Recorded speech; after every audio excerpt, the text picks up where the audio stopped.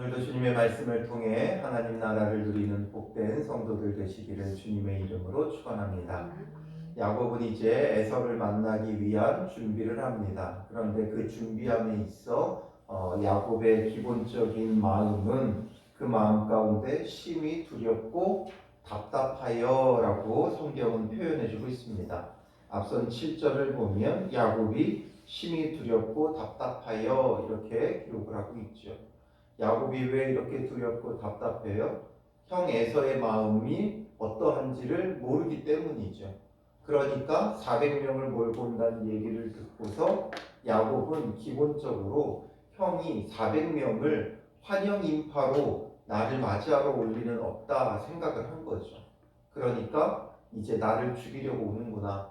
20년 전에 그 일을 형은 하루도 잊지 않고 이를 갈고 칼을 갈고 있다가 내가 온다는 소식을 듣고 이렇게 나오는구나 하는 생각에 마음이 심히 답답하고 두려워요.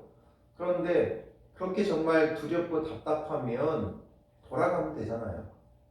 돌아가면 되는데 다른 데로 가면 되는데 굳이 그곳에 가지 않아도 가나안 땅이 여러 곳이 있잖아요. 가나안 땅 변방으로 가든지 아니면 다른 지역으로 갈 수 있죠. 그런데 다른 데로 가지 않는 이유는 또 뭐예요? 하나님에 대한 그 명령에 순종해야겠고 하나님께서 돌아가라 했으니 돌아가야겠고 그런데 또 형은 무섭고 그러니까 이게 굉장히 신앙이 굉장히 복잡하게 얽혀 있어요. 우리는 모든 걸 좀 단순하게 보지만 항상 그 일을 내가 겪을 때 보면 남의 일은 단순해. 그 믿음으로 순종하면 되지. 그런데 정작 그게 내 일이 되면 너무나 복잡한 거예요. 하나님의 명령을 어길 수는 없고 또 내 상황은 두렵고 여러 가지 염려되고 걱정되는 것들이 뒤섞이고 그래서 그 속에서 우리가 이러지도 저러지도 못하는 그런 모습을 갖는다는 거죠. 하나님께서 구원해 주실 것에 대한 믿음과 기대가 있지만 또 한편으로는 막상 눈앞에 펼쳐져 있는 그 상황이 두렵고 걱정이 되죠. 그래서 우리가 기도할 때는 예배할 때는 이제 세상에 나아가서 다시는 죄를 짓지 않고 거룩하게 온전히 순종하며 살겠다고 다짐하지만 막상 삶 속에 들어가서 그런 여러 가지 문제들에 맞닥뜨리면 문제가 내 눈앞에 다가오면 우리는 염려하고 걱정하고 두려워한다는 것이죠. 그래서 야곱이 처음 지혜를 낸 건 뭐예요? 두 때로 나누자. 그래서 앞에 때를 만약에 형이 치면 그건 형의 의중이 앞에 있는 나를 치려고 오는 거다. 그러니 도망가자 그러면 하나는 반은 살아남을 수 있지 않겠냐. 이러면서 먼저 두 때로 나누는 작업을 해요. 그리고선 하나님 앞에 기도하죠. 정말 하나님의 그 언약의 말씀, 베델에서 만났던 그 하나님의 약속의 말씀을 의지하면서 기도해요. 하지만 그 기도에 하나의 아주 부족한 실수가 있죠. 그건 뭐였어요? 그는 조상 아브라함의 하나님, 아버지 이삭의 하나님 앞에 간구하고 있다는 거예요. 베델에서 하나님께서 그를 만나 주셨을 때는 이제는 너의 하나님이 되겠다. 야곱 너의 하나님이 되겠다 말씀하시는 것인데 그는 여전히 아브라함의 하나님, 이삭의 하나님을 찾고 있다는 거죠. 나의 하나님을 찾지 않아요. 그게 우리의 문제예요. 정말 하나님이 내게 역사하신다는 그 믿음이 없는 거예요. 자꾸만 다른 누군가에게 역사했던 그 하나님을 보면서 그 하나님이 내게도 조금 역사해 주셨으면 좋겠다. 기도하면서 들어주시면 감사하고 안 들어주셔도 뭐 어쩔 수 없는 그런 믿음의 자세가 우리 가운데 너무나 많이 있다는 거죠. 정말 나의 하나님으로 이렇게 역사하셨던 하나님이 오늘 나에게도 역사하신다는 분명한 믿음을 가져야 돼요. 그러면 흔들리지가 않아요. 그런데 그렇게 역사하셨던 하나님이 내게도 역사하셨으면 좋겠다. 좋겠다로 끝나는 거죠. 좋겠다. 그냥 부러워하는 거예요. 아브라함의 하나님을, 이삭의 하나님을 부러워하는 거예요. 성경에 기록되어 있는 하나님을 막연히 기대하는 거예요. 그 하나님이 정말 오늘 나에게 역사하신다는 그 기도의 확신을 가지고 기도하며 두렵고 떨리는 그 상황을 믿음의 담대함으로 이겨나가는 것이 필요하죠. 그래서 그렇게 기도한 뒤에 13절에 보면 야곱이 거기서 밤을 지내고 라고 되어 있죠. 밤을 지냈어요. 밤을 지냈다라는 건 그가 그 밤을 두렵고 떨림 속에 보냈다는 거죠. 하나님 앞에 기도하며 밤잠을 이루지 못했어요.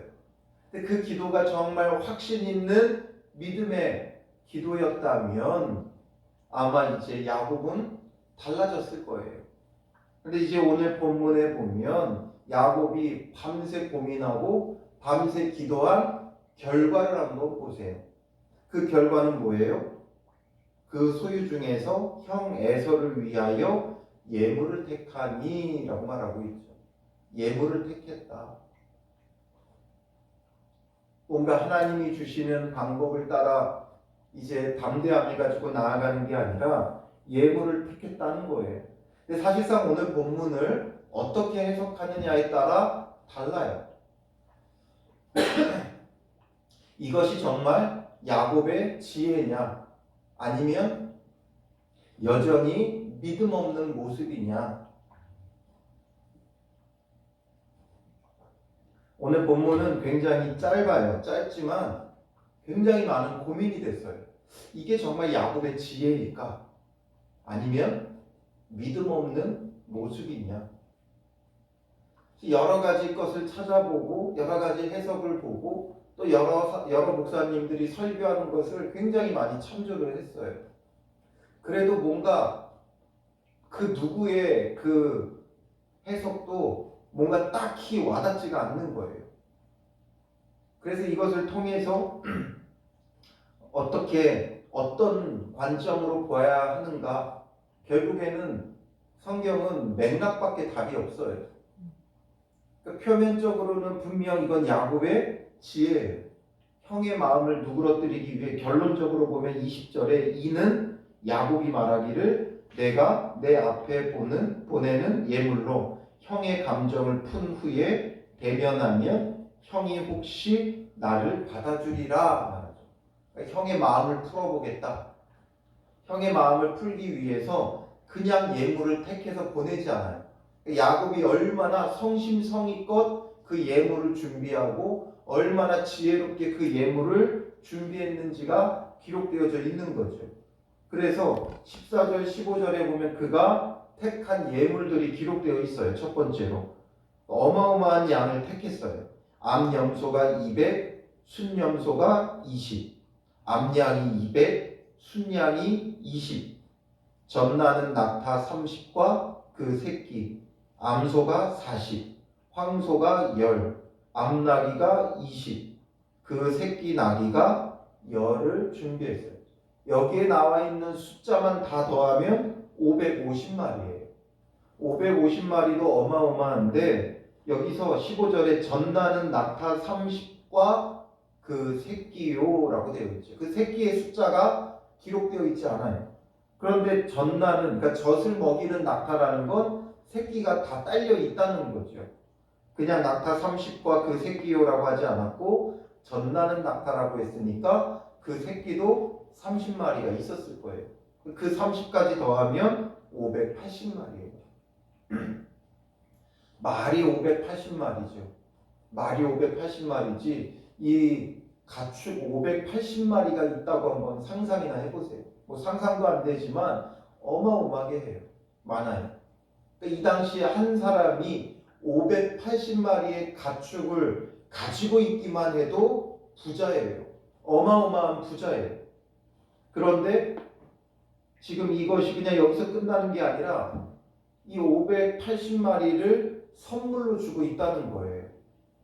그리고 이 선물을 택하는 데 있어서도 정말 어마어마하게 많은 양을 택했지만 양만 많은 게 아니라 숫자적으로도 비율적으로도 암수의 그 비율적으로도 앞으로 계속해서 번성해 갈 수 있도록 그러니까 암수를 잘 배합해 가지고 계속해서 거부가 될 수 있도록 하는 그런 것까지 다 세심하게 비율도 맞춰서 준비했던 거예요. 수염소만 아무리 많이 줘도 이 수염소는 나중에 잡아먹으면 그냥 끝이에요. 그런데 암염소와 암양의 암소의 암나귀의 숫자들을 많이 더해가지고 계속해서 생육하고 번성하면서 복을 누릴 수 있도록 준비했죠. 이렇게 많이 철저하게 성심성의껏 준비를 했어요. 이거 받으면 그 누구도 마음을 누그러뜨리지 않을 수가 없어요. 이 정도면 정말 그 누구라도 그 어떤 죄를 지었다 할지라도 우리가 아무리 좋아하지 않았던 사람이라도 나를 위해 돈을 쓰면 마음이 좀 달라지게 되어 있어요. 사람의 생각이 달라지게 되어 있어요. 얼마 전에 소강성 목사님이 그 이제 목회자 세미나를 했어요. 코로나 함께 이겨냅시다 하면서 목회자들을 많이 초청해서 그 교회가 세해된 교회가 굉장히 큰 교회잖아요. 어떻게 이 코로나를 그동안 대처해 왔고 또 앞으로 어떻게 하면 대처할 수 있는지 이것에 대한 세미나를 했어요. 그 세미나를 마치고 나서 그 교회에서 함께 이겨나가자고 초청한 모든 목사님들에게 100만 원씩 그 이제 사례비를 드렸어요. 그리고 한 이제 거기다 이제 오고 가고 얼마나 수고하셨냐면서 한 20만 원 정도를 또 교통비로 지급을 해주셨어요. 그러니까 그때부터 소강성 목사님에 대한 평가가 달라지기 시작했어요. 목사들 사이에서. 싫어하는 사람들은 굉장히 싫어했어요. 왜냐하면 뭐 목사가 설교 시간에 그렇게 유행가를 부르고 뭐 설교 내용이 없고 막 이런 식으로 막 이야기를 했어요. 그런데 막상 또 이제 거기서 돈을 그렇게 받고 나니까 사람들의 마음이 달라지더라고요. 돈 100만 원에도 사람의 마음이 그렇게 달라져요.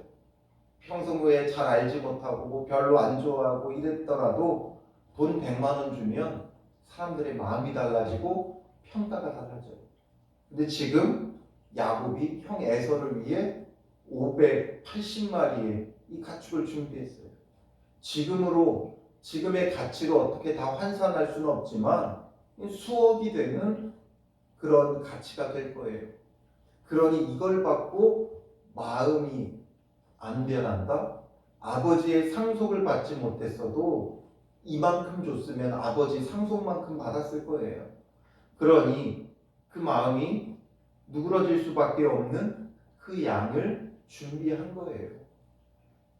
그리고선 각 때로 나누어서, 그것도 그냥 보내지 않죠. 각 때로 나누어서 종들의 손에 맡기고 이렇게 이제 각 때로 줄지어 가게 만드는 거죠. 왜 그래요? 이게 지금 끊임없이 막 이 선물이 연결돼서 온다고 한번 생각을 해보세요. 긴 예물 행렬이 차례차례 에서에게 도착하게 하는 거예요. 안 그래도 이것도 많은데 또 있다고 또 있다고 계속 줄지어 오는 그 선물을 보면서 에서의 마음이 누그러질 수밖에 없는 거죠.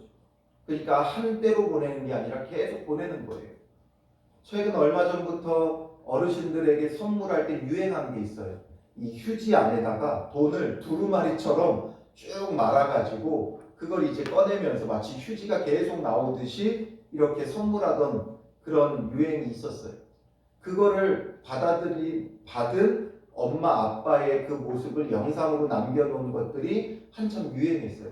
그래서 그 유행을 보면 이거 뭐 10,000원짜리 한 장 있네 하고서 빼는데 계속 10,000원짜리들이 줄지어 나오니까 그 행복해하는 부모님의 그 모습, 한 번에 줘도 물론 행복하지만 계속 나오는 것에 대한 아주 신기해하고 즐거워하고 기뻐하는 모습들을 영상으로 많이 보았었는데 그런 거죠. 계속 줄지어서 이 선물이 오면 한 번에 오는 것보다 더 큰 기쁨이 있는 거예요. 얼마나 진짜 예민하고 지혜롭게 준비했는지 몰라요. 그리고선 뭐라 그래요? 그 종들에게 나보다 앞서 건너가서 각대로 거리를 두게 하라 하면서 그가 또 앞선 자에게 명령하여 이르되 내 형 에서가 너를 만나 묻기를 내가 누구의 사람이며 어디로 가느냐 내 앞에 것은 누구의 것이냐 하거든 대답하기를 주의 종 야곱의 것이요 자기 주 에서에게로 보내는 예물이오며 야곱도 우리 뒤에 있나이다 하라. 이게 바로 야곱이 에서에게 보내는 주의 종 야곱 그리고 주 에서. 그러니까 에서는 주인이고 야곱은 종이라는 거예요. 그러니까 야곱은 철저히 자기를 형 아래 놓죠. 왜냐하면 그 전에는 형의 발목을 잡고 형을 제치고 자기가 앞서려고 여러 가지 장자의 명분과 장자의 축복을 받았던 야곱인데 이제는 내가 결코 형보다 앞서지 않다. 형보다 밑에 있다. 하면서 형을 주로 표현하고 자기를 종으로 표현하면서 예물을 보내고 그리고 야곱도 우리 뒤에 있다. 야곱은 이제 뒤에서 상황을 살펴보려고 하는 거죠. 그래서 줄지어간 이 선물 행렬로 형의 마음을 누그러뜨려 보자. 그리고 만약에 형의 마음이 누그러뜨리지 않고 도륙한다면 도망가자. 야곱은 철저히 뒤로 빠져요. 계속해서 뒤로 빠져요. 그리고선 19절에 보면 그 둘째와 셋째와 각 떼를 따라가는 자에게 명령하여 이르되 동일하게 이제 명령하는 거죠. 그러니까 그 떼를 이루어가는 사람들에게 전부 다 계속해서 이렇게 말하라는 거예요. 너희도 에서를 만나거든 곧 이같이 말하고 또 너희는 말하기를 주의 종 야곱이 우리 뒤에 있다라. 그러니까 야곱은 자꾸 자기가 뒤로 빠지는 거예요. 뒤에 있다. 난 뒤에 있다. 난 뒤에 있을 것이다. 이거죠. 이것을 통해서 보면 야곱은 정말 지혜로워요. 형 에서의 마음을 누그러뜨릴 만큼 철저히 준비했어요. 그런데 중요한 건 뭐냐면 이것이 단순히 야곱의 지혜냐 아니면 하나님께서 주신 지혜냐 그게 중요한 거예요. 하나님이 주신 지혜라면 그대로 행하면 돼요. 그리고 우리는 매사에 무슨 일을 하든지 하나님이 주신 지혜를 구하고 지혜롭게 행하는 게 중요해요. 가끔 보면 믿음의 사람들이 믿음이라고 말해놓고 정말 무대뽀로 행하는 사람들이 있어요. 정말 남의 상황을 살피지도 않고 그냥 믿음이라는 것 아래 무대뽀로 행하죠. 그것을 정말 믿음이라고 할 수 있느냐? 믿음은 항상 하나님이 주신 지혜를 통해 나타나야 돼요.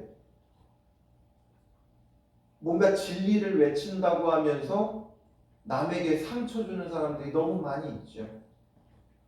어떤 큰 대형 사고가 났을 때 뭔가 진리를 말한다고 하면서 남들에게 상처를 주는 사람들이 너무 많아요. 그러니까 우리가 항상 주님 안에서 믿음을 가지고 지혜롭게 행하는 것도 중요해요. 왜냐하면 사람들과 사이에 살아가기 때문에 오해를 사면 안 되고 상처를 주면 안 돼요. 그러므로 지혜롭게 행해야 돼요. 하나님께서 돌아가라고 했다고 무조건 와가지고 거기서 자리 깔고 에서와 대척하고 싸우며 버티는 것도 야곱에게는 옳은 것은 아니에요. 하나님이 주신 지혜를 가지고 행하는 것 중요하고 또 형 에서와 화해하는 것도 중요해요. 그렇다면 그 가운데 하나님 앞에 철저히 지혜를 구하고 믿음으로 그 지혜롭게 행하는 게 중요해요. 그럼 이 야곱은 이렇게 그 앞서서 밤새 기도했잖아요. 그럼 이게 하나님이 주신 지혜였느냐? 저는 이게 정말 고민이었어요. 결론적으로 말한다면 하나님이 주신 지혜는 아니었던 것 같아요. 우리에게 이런 지혜가 필요해요. 세심하게 살피고 지혜롭게 행하는 것 중요해요. 그러나 여기서의 야곱은 하나님이 주신 지혜가 아니라 여전히 두렵고 답답한 마음 가운데 두 떼로 나눈 것도 여전히 부족한 거죠. 두 떼로 나눈 것도 부족해요. 그리고선 이 앞선 한 떼가 주님을 당하면 자기는 얼만큼을 잃게 되는 거예요? 절반이나 잃게 되는 거예요. 그러니까 지금 야곱은 그 절반도 잃지 않기 위해서 먼저 선물을 보내고 살펴보자 이거인 거죠. 여러 때로 나눠서 자기는 뒤로 빠져서 상황을 살펴보다가 이 선물로도 안 되면 도망가자. 이게 야곱의 작전이고 전략이었어요. 그래서 야곱이 지금 뒤에 빠져 있는 거예요. 그러나 나중에 이제 야복강에서 하나님을 만나고 천사와 씨름하고 그 뒤에 하나님께서 그의 이름을 이스라엘로 바꿔주시니까 그가 이제 어떻게 해요? 먼저 나아가죠, 형에게. 그 모든 선물을 이끌고 자기가 앞서 나가요. 그러니까 지금 뒤로 빠졌다는 건 여전히 두려워하고 있고 믿음이 없고 자기의 지혜와 자기의 방법으로 하려고 한다는 거죠. 기도하면서도 이러고 있다는 거예요. 처음에 두렵고 답답할 수 있죠. 당장은. 그러나 기도했으면 달라져야죠. 그러나 아직 나의 하나님으로 고백되어지지 않는 까닭에 야곱은 뒤로 빠져버려요. 여러 가지 지혜와 계략과 이런 것을 내세우면서 뒤로 빠져버려요. 그러니 오늘 우리에게 이 본문이 말씀해 주고자 하는 것이 무엇입니까? 우리가 세상 지혜를 의지하지 말고 하나님이 주신 그 믿음으로 나아가는 것 중요하고 또 그 믿음 가운데 참된 하나님이 주시는 지혜를 구해야 한다라는 거죠. 뒤로 빠지고 뒤로 물러가고 상황이 어떻게 되나 지켜보지 말고 믿음의 담대함을 가지고 앞장서 가는 자가 되어야죠. 하나님이 주신 지혜로 우리가 그동안 어떤 일에 뒤로 물러나 있었는가를 한번 생각해 보세요. 어떻게 하나 보자. 어떻게 되나 보자. 뒤로 물러가지 말고 주님 앞에 기도하면서 믿음의 적극성을 가지고 하나님 주신 지혜로 모든 것을 감당하는 자가 되어져야 하는 것이죠. 무슨 일을 하든지 오늘 하루의 삶 속에서 남들이 하는 것을 지켜만 보지 말고 하나님 앞에 기도하고 간구하며 앞장서 나가는 믿음의 사람들이 되시기를 주님의 이름으로 축원합니다. 기도하겠습니다. 주님, 우리가 믿음이 없어 기도하면서도 염려하고 기도하면서도 걱정합니다. 우리의 이런 믿음 없음을 용서하여 주시고 기도하였다면 주님께서 응답하실 것을 확신하면서 뒤로 물러가고 뒤로 숨는 자가 되지 말게 하시고 앞서 나아가며 하나님이 주신 지혜로 하나하나 잘 감당해 나아갈 수 있도록 인도하여 주시옵소서. 피하고 싶고 물러가고 싶고 뒤로 숨고 싶은 우리의 마음을 주님 용서하여 주시고 하나님이 주시는 믿음의 담대함으로 하나님이 주시는 지혜를 가지고 나아가 오늘 하루도 주님 기뻐하시는 거룩한 삶이 되게 하여 주시고 하나님 나라를 우리의 삶에 이루어가는 적극적인 믿음의 사람들 되게 하여 주시옵소서. 우리에게 돌아갈 본향 하나님 나라가 있고 그 하나님 나라를 이루어가야 할 사명이 우리에게 있사오니 염려되고 걱정되는 건 오직 주께 맡기고 하나님이 주시는 그 지혜를 통하여 오늘 하루도 선하게 아름답게 하나님 나라를 이루어가는 믿음의 사람들 되어 천국을 누리는 기쁨과 즐거움이 있는 복된 하루가 되게 하여 주실 줄 믿사오며 예수님의 이름으로 기도합니다. 아멘.